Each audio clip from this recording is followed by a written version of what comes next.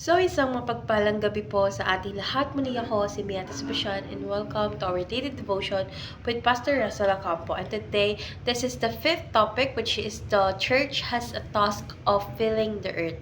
And our scripture is all about Genesis chapter 1 verse 28, NI version. God blessed them and said to them, "Be fruitful and increase in number, fill the earth and subdue it. Rule over the fish in the sea and the birds in the sky, and over every living creatures that moves on the ground."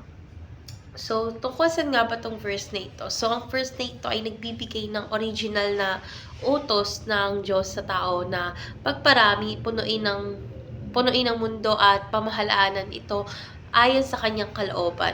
So, sa konteksto ng simbahan is pinapakita nito na ang kanyang misyon nito ang palaganapin ang ebanghelyo, turuan yung mga bansa, at ipakita ang paghahari ng Diyos sa buong mundo.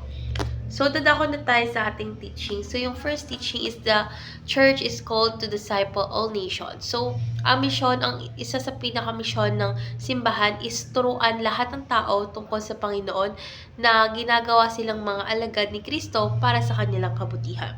Second is the church is called to influence the world. So, ang simbahan is dapat maging ilaw at asin ng mundo. So, nagpapakita ito ng mabuting halimbawa sa lahat ng ating aspeto sa buhay para alam natin kung ano nga ba yung gagawin at hindi gagawin, dahil hindi naman na tayo bata upang lagi na lang nating isipin na mali ba to, tama ba to. Dito tuturuan tayo kung ano dapat yung mga dapat natin gawin upang ikalugod kay Kristo. So, last teaching is the church is called to spread the reign of God. So, sa pamamagitan po ng pagpapahayag ng ebanghelyo at pagsasabuhay nito is pinapalaganap ng simbahan ang paghahari ng Diyos sa lupa. So, ngayon dadako na tayo sa ating application. So, yung first application is disciple your family and friends network.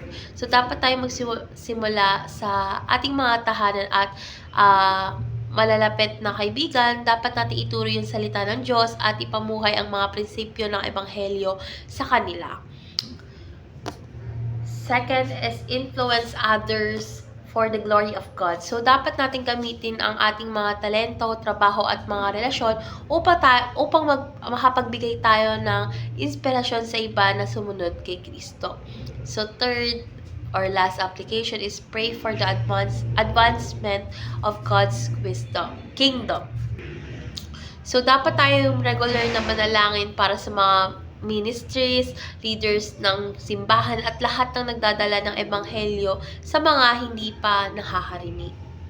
So, kaya dadako na tayo sa ating discussion, which is our last part, and our discussion talks about how can we practically influence the world for the glory of God in our daily lives. So, para sa akin is maaari nating maimpluwensyahan ang mundo para sa kawalhatian ng Diyos sa pamamagitan po ng pagpapakita ng mabuting halimbawa, pagbabagi ng ebanghelyo sa mga nasa paligid natin, at pagtulong sa mga nangangailangan. So, ang pagsasabuhay ng katapatan, pag-ibig at integridad ay nagbibigay liwanag sa iba na nakikita nila si Kristo sa ating mga buhay.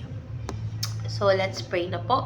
Panginoon, salamat sa iyong pagtawag sa amin bilang bahagi ng iyong simbahan upang punuin ang mundo ng iyong presensya at pag-ibig.